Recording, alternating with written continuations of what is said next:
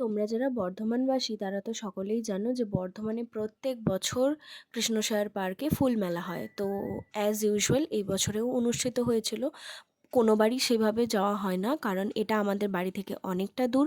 কিন্তু এবছর গিয়েছিলাম। চলো দেখাই আমরা মেলায় গিয়ে কি কি করলাম। তো প্রথমেই তোমাদেরকে দেখাই মেলার যে ঢোকার এন্ট্রিটা। এটা হচ্ছে মেলায় ঢোকার গেট। তারপর এখানে বিশ্ব সুন্দর একটা লাইটিং ডেকোরেশন ছিল, এবং এই জায়গাটা মানে ওয়ার্ল্ড ফেমাস হয়ে গেছে। এমন কোনো বর্ধমানবাসী নেই যে ফুল মেলায় গিয়ে এই জায়গাটায় লিটারেলি ছবি তোলেনি। তো যাই হোক, আমরাও আর কি দায় সেরে ফেললাম, ছবি তুলে নিলাম। তো তারপরে একটু একটু করে ভেতর দিকে ঢুকতে থাকলাম।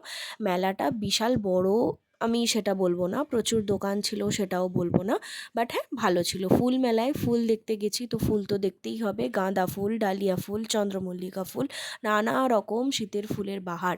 তো সেকেন্ড পার্টে আমি বাকিটা ডিটেলসে আনছি।